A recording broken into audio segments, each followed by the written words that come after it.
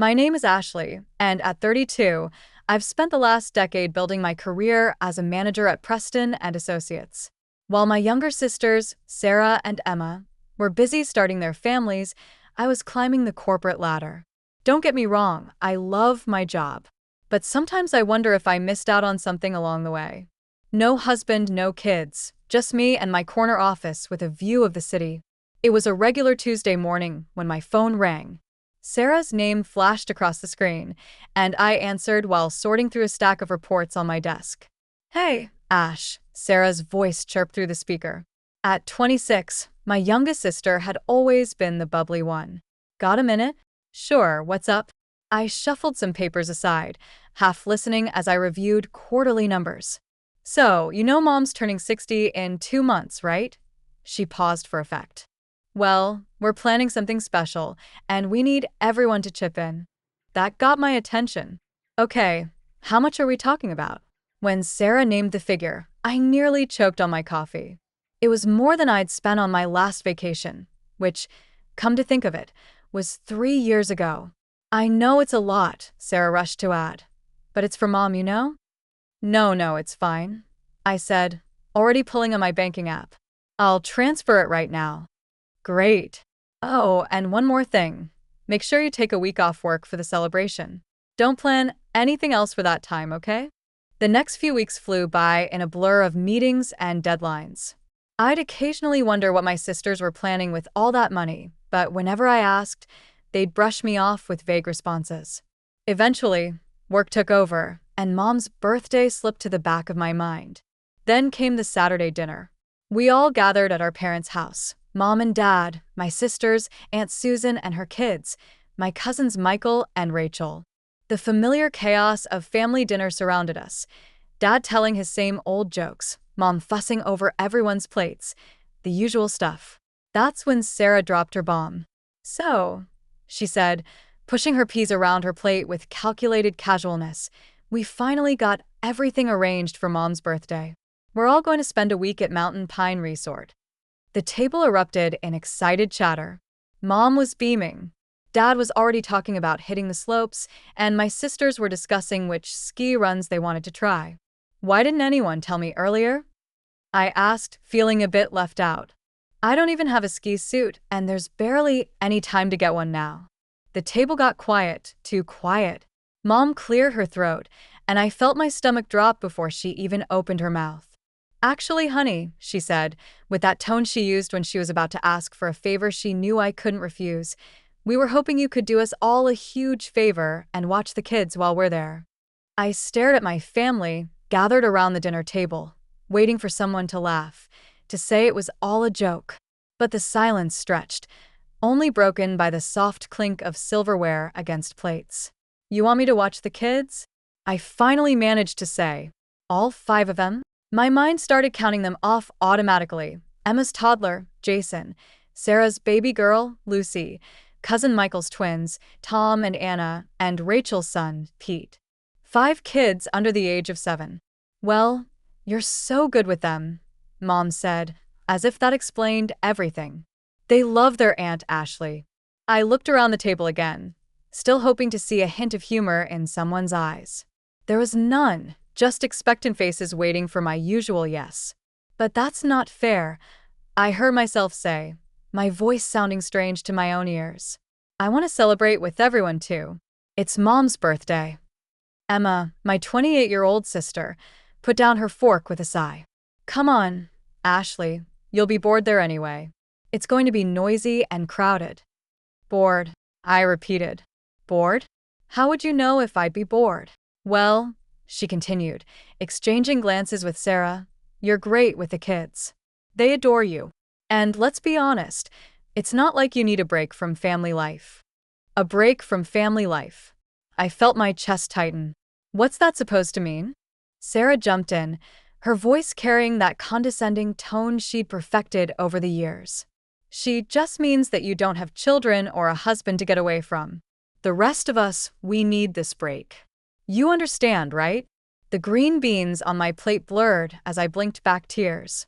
I wouldn't give them the satisfaction of seeing me cry. Instead, I quietly pushed back my chair and stood up. Ashley.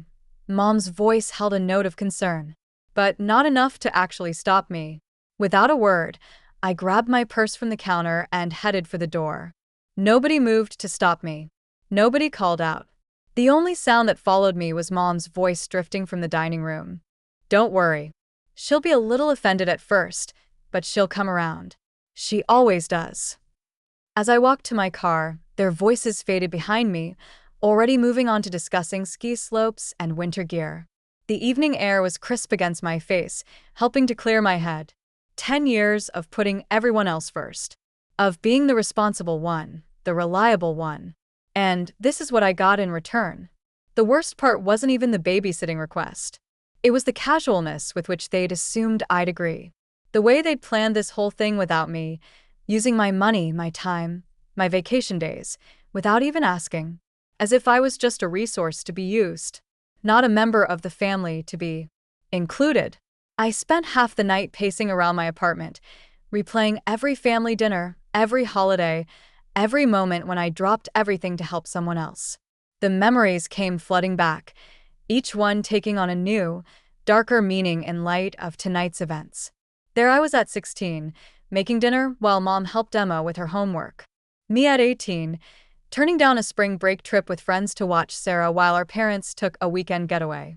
At 21, working 2 jobs during college to help pay for Emma's prom dress. The images kept coming, year after year, sacrifice after sacrifice. Ashley, can you watch Jason for a few hours? Emma's voice echoed in my head. I really need a break. Ashley, would you mind taking the twins for the weekend? Michael's familiar request played back like a broken record. Rachel's overwhelmed with Pete, and you're so good with kids. I'd always said yes. I'd always said yes. Always. Even when I had important meetings the next day. Even when I was exhausted from my own work week. I'd taken pride in being the reliable one. The responsible sister. The perfect daughter. I collapsed onto my couch, the leather cool against my skin.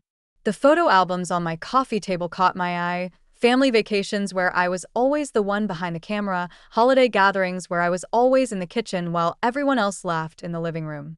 When was the last time someone had asked me what I wanted? What I wanted? It's not like you need a break from family life. Sarah's words kept echoing in my head, as if my life, my career, my choices were somehow less valid because I wasn't married with children. As if all my sacrifices meant nothing because they didn't fit their definition of what mattered. Sleep didn't come easily that night. I tossed and turned, remembering how I'd worked through college on a scholarship, determined not to burden my parents financially. How I'd started my career immediately after graduation, helping to put both my sisters through school. All those late nights at the office, climbing the corporate ladder, sending chunks of my salary home to help with family expenses. By morning, I'd made up my mind.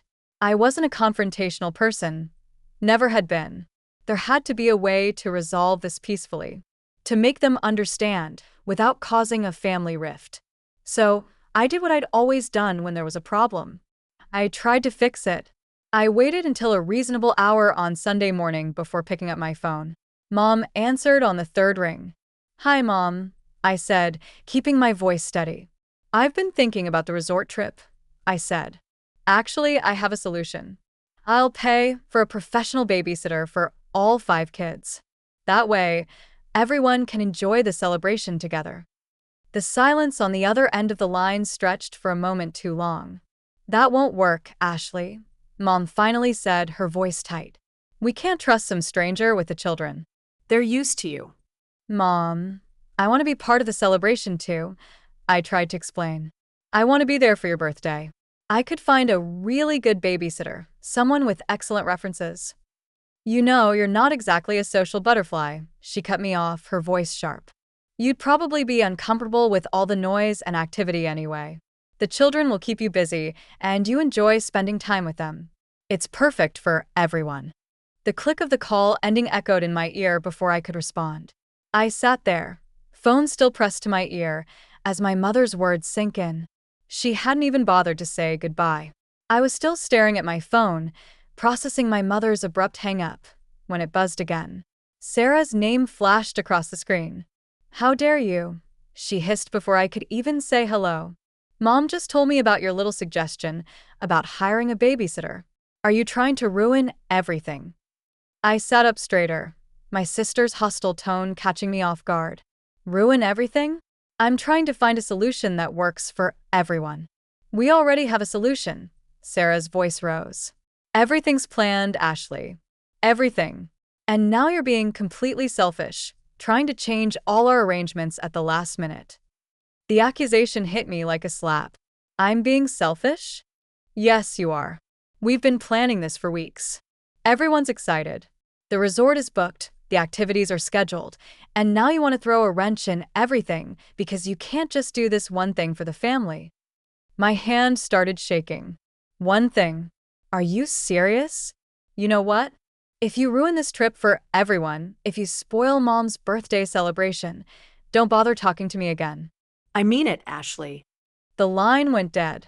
I sat there, stunned by my baby sister's threat, when my phone buzzed again with incoming messages. This time from Emma. Family needs to stick together. Her first text read, "We all help each other out." Another message popped up. "Remember when I watered your flowers last year while you were at that conference?" And another, "You're good with the kids. They love you.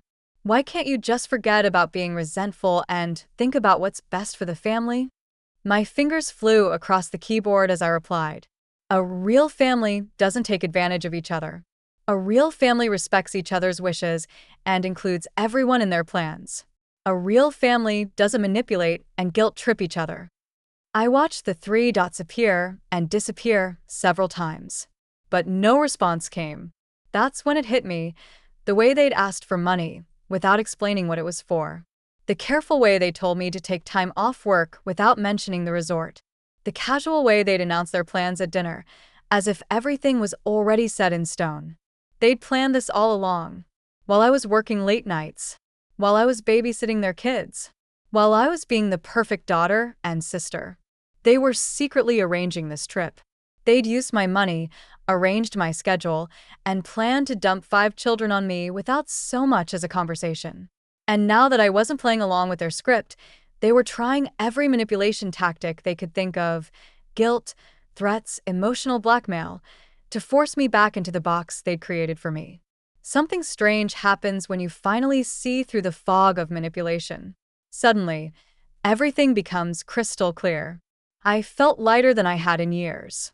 The guilt that had been weighing me down was replaced by something else, determination. I opened my laptop and started searching. Within an hour, I had booked a beachfront hotel in Florida. Nothing too fancy, but it had a balcony overlooking the ocean and was within walking distance to everything I might need. I even splurged on a first-class plane ticket.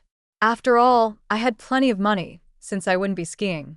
The next few days at work were surprisingly peaceful. My family had stopped calling and texting. They probably thought I was home preparing for a week of childcare, maybe buying extra snacks and planning activities. The thought made me smile as I packed my beach clothes and new swimsuit, taking a tropical vacation in the middle of winter. My colleague Janet asked when she saw me checking the Florida weather forecast.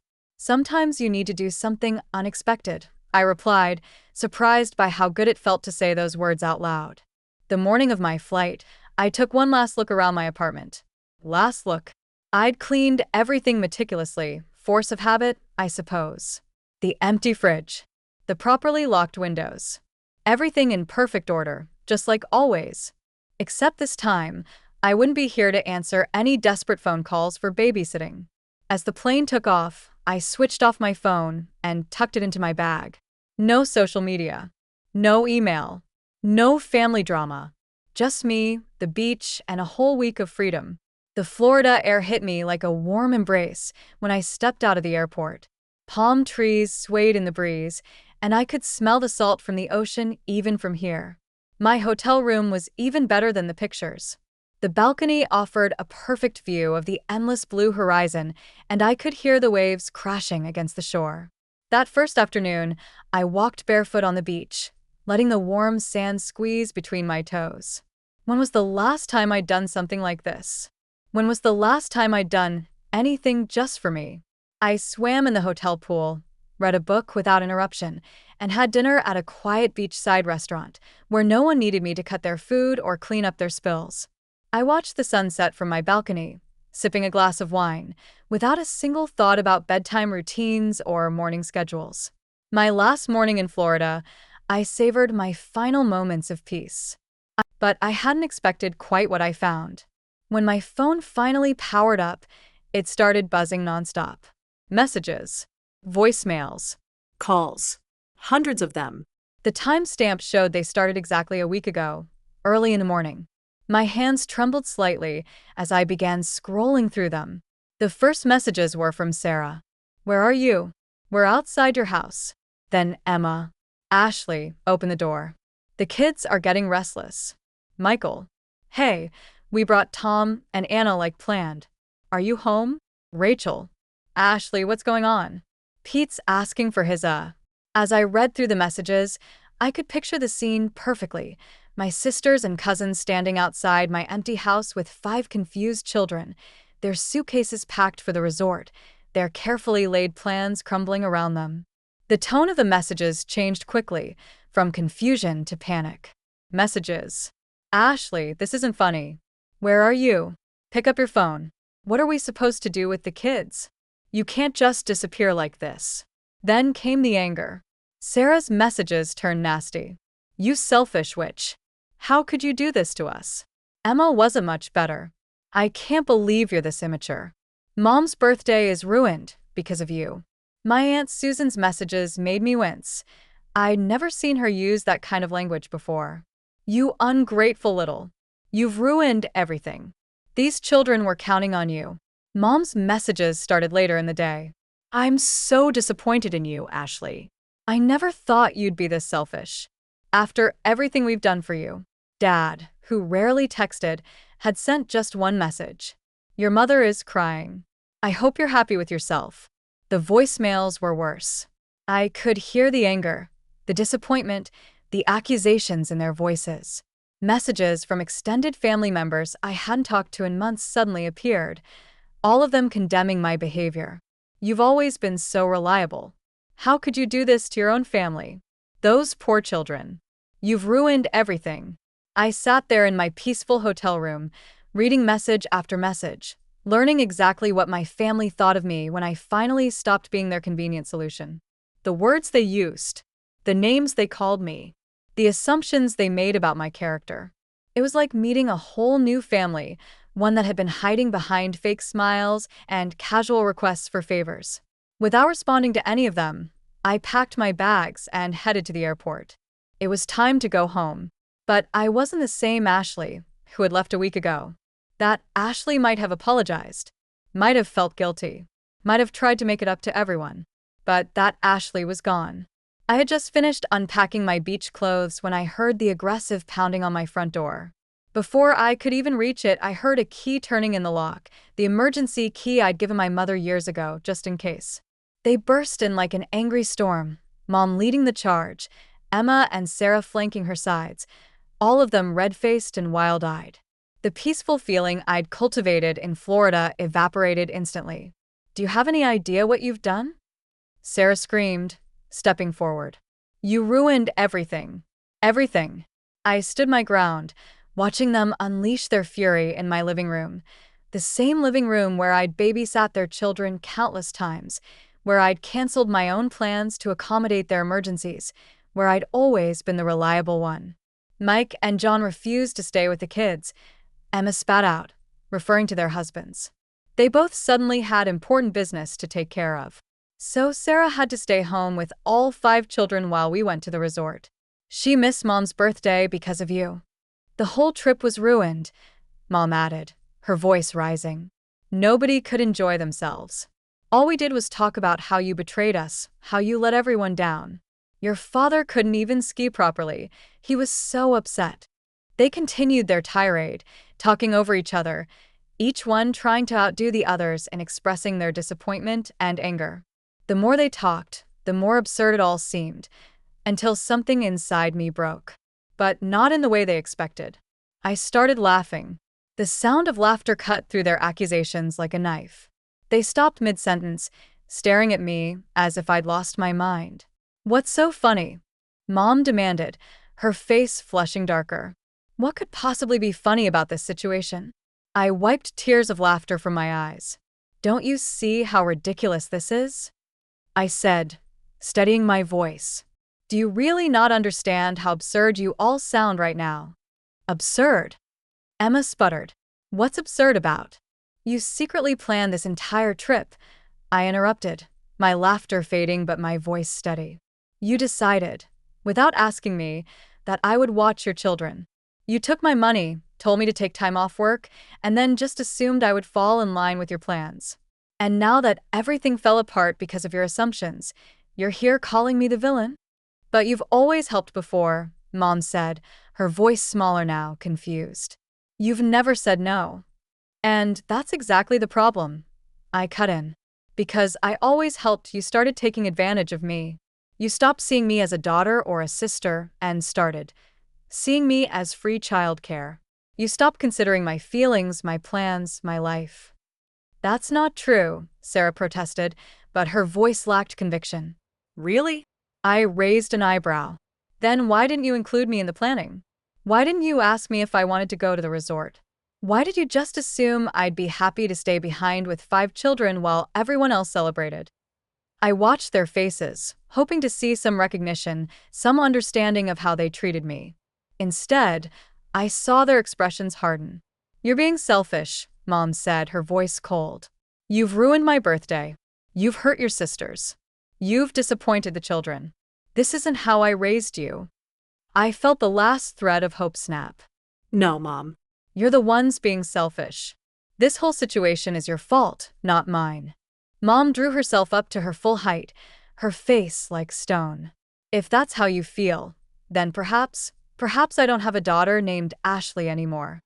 "If that's what you want, Mom," I said quietly, "then so be it." It's been 6 weeks since that final confrontation in my living room. 6 weeks of silence, broken only by the occasional notification when one of my family members makes another thinly veiled post on social media. "Some people only think about themselves," Mom wrote last week, followed by a dozen sympathetic comments from relatives and family friends who only know her version of the story. "Family should always come first," Sarah posted yesterday with a photo of her daughter. "So blessed to have people in my life who understand what that really means." Emma's latest was a long paragraph about toxic people who destroy family bonds with their selfishness. She didn't tag me, of course, but everyone knew who she was talking about. A few months ago, these posts would have devastated me. I would have spent hours crafting responses in my head, losing sleep over their words, wondering if maybe they were right. But now, I just scroll past them, sometimes with a small smile at how predictable they've become. I've changed my routine. Instead of spending my weekends on standby for emergency babysitting calls, I've joined a local book club. The first meeting felt strange, sitting in a coffee shop on a Saturday morning, knowing my phone wouldn't ring with a desperate plea from one of my sisters. Last week, I booked another vacation, a trip to Europe in the spring. I didn't have to check with anyone's schedule or make sure it wouldn't conflict with someone else's needs. I just saw a good deal and took it. Sometimes, in quiet moments, I think about my nieces and nephews. I miss them, but not the way they were used as weapons against me. I hope that someday, when they're older, they'll understand. Maybe they'll even recognize the same patterns in their own lives and choose differently. I still have the emergency key Mom used that last day. I should probably mail it back, but something stops me each time I think about it. Maybe part of me hopes that one day they'll understand, that they'll see how their actions and expectations were unfair, how they took advantage of my love for them. That they'll realize family doesn't mean sacrificing yourself to meet everyone else's needs. But I'm not waiting for that day anymore. I'm not putting my life on hold hoping for their approval or understanding. For the first time in my life, I'm putting myself first. And it feels right. Yesterday, I deleted the family group chat from my phone. I didn't make an announcement about it or try to explain myself. I just quietly removed myself from one more obligation, one more source of stress. Some might call this selfishness. My family certainly does. But I've learned that there's a difference between being selfish and having self-respect. Sometimes the healthiest thing you can do is step away from people who can't see your worth beyond what you can do for them.